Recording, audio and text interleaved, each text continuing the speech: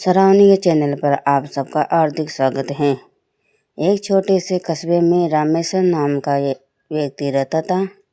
वह एक साधारण डांगर में कलकर था। तनख्वाह ज़्यादा नहीं थी, मगर उनकी ईमानदारी और सादगी पूरे कस्बे में मशहूर थी। लोग कहते थे, अगर इस जमाने में किसी पर आंख बंद करके भरोसा किया जा सकता है तो वो है रामेश्वर। रामेश्वर का परिवार बहुत छोटा था। पत्नी सुशीला और 2 बच्चे, बेटा रवि और बेटी माया। घर में आर्थिक तंगी तो थी, लेकिन उनके चेहरे पर कभी शिकन नहीं दिखती थी। सुशीला हमेशा कहती, हमारे पास भले ही ज़्यादा पैसे नहीं हैं, पर हमारे पास इज्जत है और वो किसी भी दौलत से बढ़कर हैं। रामेश्वर हर सुबह साइकिल से डांगर जाता। रास्ते में कहीं लोग उसे सलाम करते, कुछ दुकानदार तो मुफ्त में चाय पानी देने की कोशिश करते, लेकिन वह मुस्कुरा कर मना कर देता। उसे डर था कि अगर उसने किसी से छोटा सा उपहार भी ले लिया तो उसकी ईमानदारी पर शक किया जा सकता है। एक दिन की बात है। गर्मी का मौसम था। पसीने से भीगे कपड़ों में रामेश्वर रोज की तरह अपनी ड्यूटी पर बैठा था। तभी एक बुजुर्ग किसान हरि सिंह वहाँ आया। उसके हाथ में एक मनी ऑर्डर था। उसने कहा, बाबूजी, मेरे बेटे ने पंजाब से 2000 रुपये भेजे हैं। मैं पढ़ा लिखा नहीं हूँ, जरा आप खुद निकाल दीजिए। रामेश्वर ने फॉर्म देखा, पर जैसे ही उसने नंबर डाला उसकी आंखें चौड़ी रह गई। रकम तो 20,000 रुपये थी, न कि 2000। उसने हरि सिंह से पूछा, बाबा आपको पता है कितने पैसे भेजे हैं? हरि सिंह ने भोलेपन से कहा, बस 2000 होंगे। बेटा अक्सर इतना ही बेचता है। रामेश्वर के सामने एक मौका था। अगर वो चाहता तो वह 20,000 में से 18,000 अपने पास रख सकता था। कोई सबूत नहीं होता, क्योंकि किसान को तो पढ़ना लिखना आता नहीं था। मगर रामेश्वर ने एक पल भी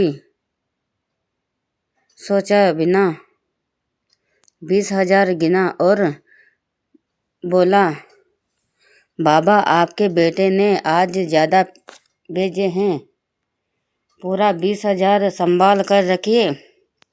हरि सिंह की आंखों में आंसू आ गए। उसने कहा, बेटा आजकल कौन इतना सच्चा है, भगवान तेरा भला करे। रामेश्वर ने मुस्कुराकर जवाब दिया, मैंने कुछ नहीं किया बाबा, बस अपना फर्ज निभाया है। इस छोटी सी घटना की चर्चा पूरे कस्बे में फैल गई। लोग कहते, रामेश्वर जैसा आदमी तो इस जमाने में दुर्लभ है। कुछ महीनों बाद डांगर में एक नया अफसर आया। मुरलीधर वह भ्रष्ट और चालाक था। आते ही उसने कर्मचारियों से कहा, अगर थोड़ा बहुत ऊपर नीचे हो भी जाए तो कोई बात नहीं, सरकार के पास बहुत पैसा है। रामेश्वर ने सीधा कहा, सर मैं सरकारी पैसा कभी गलत जगह इस्तेमाल नहीं कर सकता। मुरलीधर ने मुस्कुराते हुए जवाब दिया, देखते हैं तुम्हारी यह ईमानदारी कब तक टिकती है। दिन बीते गए। एक दिन मुरलीधर ने रामेश्वर से कहा, अगले महीने एक सरकारी टेंडर आने वाला है। अगर तुम मेरे साथ रहो तो तुम्हें भी अच्छा हिस्सा मिलेगा। रामेश्वर ने साफ मना कर दिया। मुझे अपने बच्चों को गलत रास्ता नहीं दिखाना है सर। मुरलीधर को यह बात चुभ गई। उसने बदला लेने की ठान ली। कुछ दिनों बाद डांगर में ऑडिट हुआ। केस बुक में 50,000 रुपये का अंतर निकला। मुरलीधर ने तुरंत रिपोर्ट बना दी कि यह गड़बड़ रामेश्वर ने किया है। रामेश्वर को सस्पेंड कर दिया गया। पूरे कस्बे में हलचल मच गई। लोग कहने लगे, नहीं ये ठीक है, रामेश्वर चोरी नहीं कर सकता। लेकिन सरकारी जांच में उसकी बात कौन सुनता। सुशीला रोने लगी।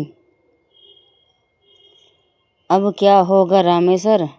बच्चों की पढ़ाई कैसे चलेगी? रामेश्वर ने शांति से कहा, सच बोलने वाला कभी नहीं हारता। सुशीला, झूठ चाहे कितना ताकतवर क्यों न लगे, एक दिन गिर ही जाता है। कई महीनों तक जांच चली। एक दिन अचानक डाक विभाग के मुख्यालय से एक अधिकारी आया। उसने पुराने रिकॉर्ड खंगाले और पाया कि गबन तो मुरलीधर ने किया था। उसने कुछ नकली रसीदें बनाकर रकम अपने खाते में ट्रांसफ़र की थी और सारा इल्ज़ाम रामेश्वर पर डाल दिया था। अगले ही दिन रिपोर्ट आई, रामेश्वर निर्दोष है। विभाग ने न केवल उसे बाहर किया बल्कि उसे ईमानदारी के लिए सम्मान पत्र भी दिया। जब वह दोबारा डांगर पहुंचा तो सभी कर्मचारियों ने खड़े होकर उसका स्वागत किया। कस्बे के लोग मिठाइयाँ लेकर उसके घर पहुँचे। हरी सिंह बोला, बाबूजी, देखा, भगवान देर करता है पर अंधेर नहीं। रामेश्वर ने कहा, ईमानदारी कभी व्यस्त नहीं जाती, बस देर रखना पड़ता है। सालों बाद जब उसका बेटा रवि बड़ा हुआ तो उसने पुलिस में नौकरी की। किसी ने उससे पूछा, तुम्हें पुलिस की नौकरी में सबसे ज़रूरी क्या लगता है? रवि ने जवाब दिया, मेरे पिता ने सिखाया है कि सच्चाई से बड़ा कोई धर्म नहीं। अगर मैं ईमानदार रहूँगा तो जनता का विश्वास खुद मिलेगा। रामेश्वर बूढ़ा हो चुका था, लेकिन जब उसने यह बात सुनी तो उसकी आंखों में चमक आ गई। उसे लगा उसकी ईमानदारी ने सिर्फ उसे नहीं बल्कि आने वाली पीढ़ी को भी सच्चाई की राह दिखा दी है। वह अक्सर कहा करता, सच्चाई की राह मुश्किल ज़रूर है पर यही रास्ता इंसान को इंसान बनाता है।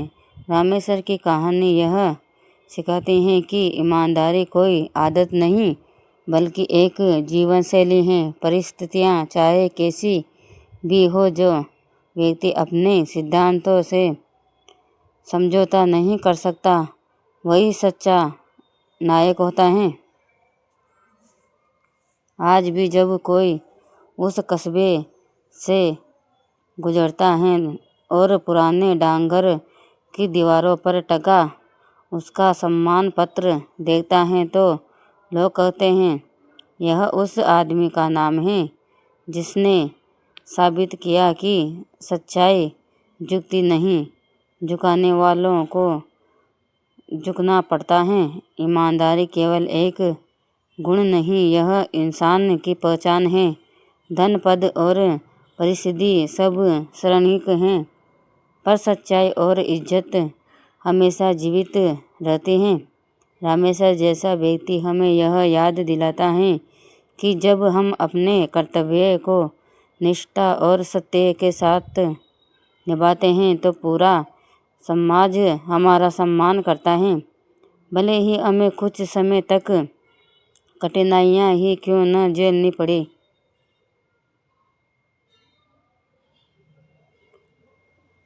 कहानी पसंद आए तो लाइक सब्सक्राइब करना ना भूलें। कल ऐसी कहानी हम आपके लिए लेकर आ रहे हैं एक और फिर से।